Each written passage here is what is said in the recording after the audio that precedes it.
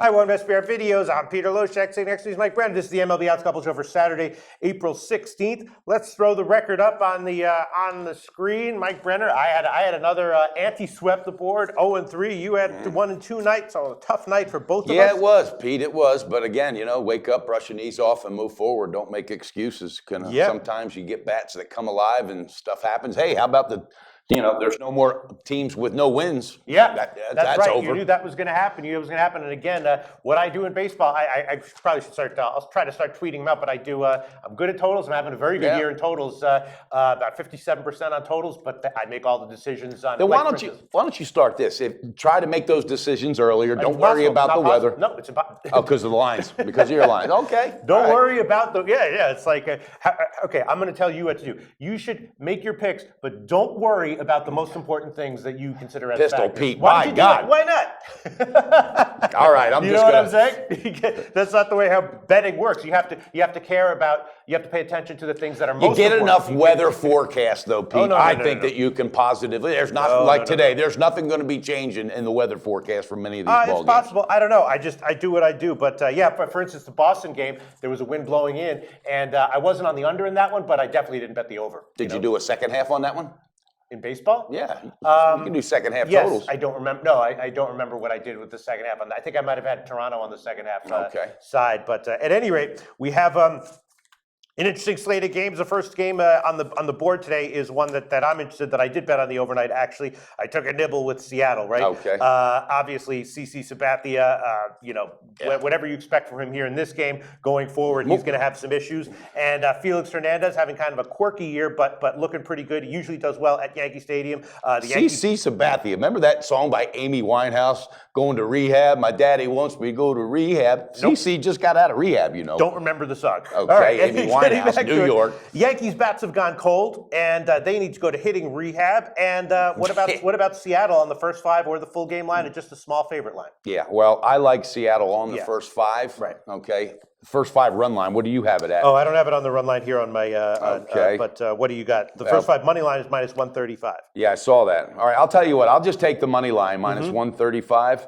For the first five, and I'm also going to take the game money line. I had it at 125 at Pinnacle, the Greek, at a bunch of places. Yep. Minus 125 to 135 market wide. I'm going half in the game, Pistol Pete, because Felix Hernandez had two very quality starts. He didn't get the W, didn't have support. No, he looks like he's okay. He does, but I think Robinson Cano coming back to New York wants to show him kind of what they lost, and maybe he picks up a swing or two and gets a home run. And I think Seattle will just beat up on CC. I think it's going to be a rough day for him. I think so too. I'm on with you with both of those as well. Fantastic. I bet Seattle on the overnights. I haven't bet them on the first half yet, but I'm probably going to. Like I'm on both of those. All right. Now, moving on. Adam Wainwright. Yeah. What's up with him?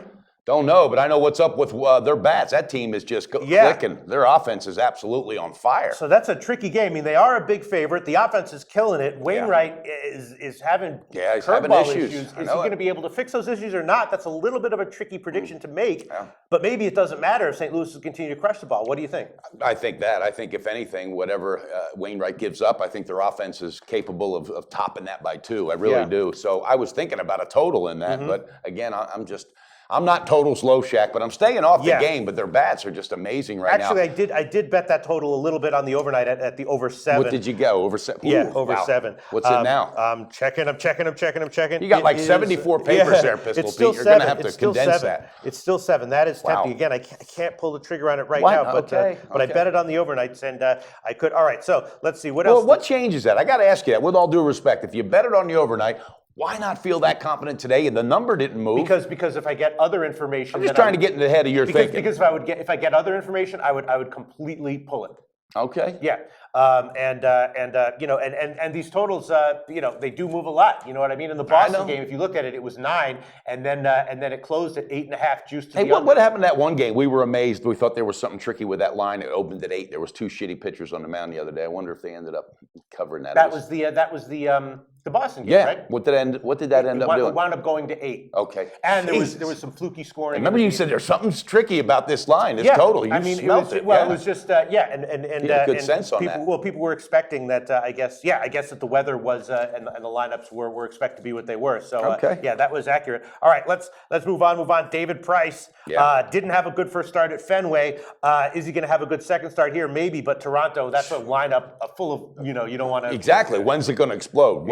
And what day? And when's it going to turn consistent? I don't know, but Estrada had a great start against Boston, but is that repeated? He's good. He's good, no, but he's he not is that good. He's not that good. He'll be good if he gets that offensive support that Toronto's capable of doing. But without that, I would have to pull and lean probably on Boston. But Pistol Pete, that's a 10-foot pole for me, buddy. That is a 10-foot pole for me as well. And then another one. What do you think about this? Matt Harvey, first start's been very subpar. Wow, is he likely to be? I previewed in this series with my call with Ian Cameron. I identified the series as one where I was like leaning towards the Mets in general, and they did win yesterday. Here it's tempting. Well, their bats finally came alive. Exactly. Jesus, where have they been hiding? So the issue here is what to make of Tomlin, and do we think that the Mets might have value as a small road favorite? Yeah, well, Tomlin has very good control on his pitches, and he's been known to be that pitcher, and I like him, but what I think happens is Matt Harvey jumps out of his slump. I think the bats just kind of ricochet off of what happened last night. I'm all over the money line. I grabbed it at -120 at the Greek.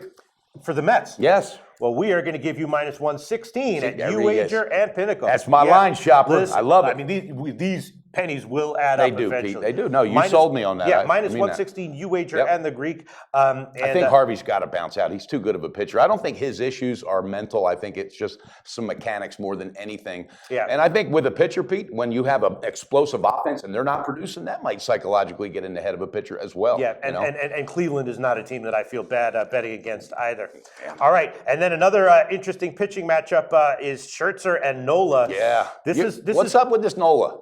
He's good. I mean, do you think he's the real deal? Oh, long term, definitely. Yeah. I mean, his last start, I bet on him on the first 5 and I got burned. He had a good start. He had a ton of strikeouts, didn't walk anyone. He just got a little bit. Well, with that being said, that team's got 2 young pitchers that are really going to make some noise in the future. Really? Yeah. Oh, yeah. Oh, they have some young guys, and that Michael Franco guy is going to be a star. Absolutely. They have some guys who are going to be good. And Scherzer's been a little bit iffy. Yeah. He's got one of these herky-jerky wind-ups that might just fall apart at any time. Oh, God, here he goes. Maybe it might be happening here. What do you think about a shot with Philly as a big home underdog? No, I can't. Are you on Washington? I'm taking the first half run line with Scherzer -120. I'm just thinking Nola might just, have some jitters. That's what I'm hoping on. It's what I'm thinking. But yeah, I saw it at -120, minus half a run, first half run line. So I'm going with the Nats. I'm pulling the trigger on that Pistol Pete. You got a lot of picks. Is that all your picks? No, I don't have a lot of picks. A lot of picks is 18. Yeah, right. Like, that's a lot of picks. That's a lot of picks. I've got 1, 2, 3, 4. All right, hit us with your next pick. Okay, well, that's it. That's my last one. So I'm going to review mine. I've got Seattle on the first half money line and the game money line. I've got the Mets on the full game money line, -116 with Harvey on the mound. And I got the Nats with Scherzer on a first half run line. So I'm feeling confident about 4 good picks. Okay, sounds good. I'll tell you what my picks are. There is one kind of bet that I make that I can give pregame. I'm hoping you can give something. These are our second half money lines. You know how in a lot of books at Heritage and other places, you can bet the second half lines before the game. Before the game, there's no window. Yeah. Right. So I'm going to give a few of those. I'm going to be with you on Seattle full game. Now let me ask you this for our viewers: do a lot of the books that are on our site, they offer that as well? Oh yeah. Like Pinnacle doesn't because they can be beaten and the pros will beaten. So like the super sharp books don't, but I think Bookmaker does. Good information Heritage here. does.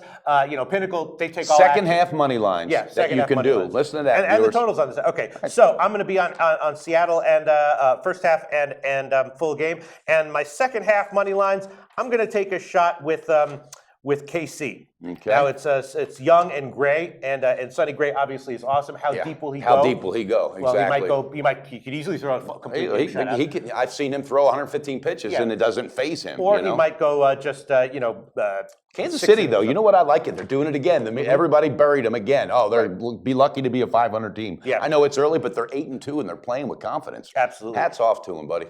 And then I'm also going to take a shot with Washington on the second half money line, and that should be about. That'll probably be about. Thinking after Nola. Manola, they bring in that. That'll probably be about 135, 140. And something that's like that. Philly's real weak spot right now. Yeah, middle relief. Man. So wow, terrible Pistol bullpen. Pete, look at you. All right, I think that's it for now. It's an interesting. Bringing another angle into this. I love it. Yeah. Well, yeah, no, it's sort of like the anti-first 5-inning play. It's like okay. Yeah. All right, so that's about it. I got 4 plays. Mike Brenner's got 4 plays, and we will be back on Monday for the Monday card. Absolutely. Have a great weekend.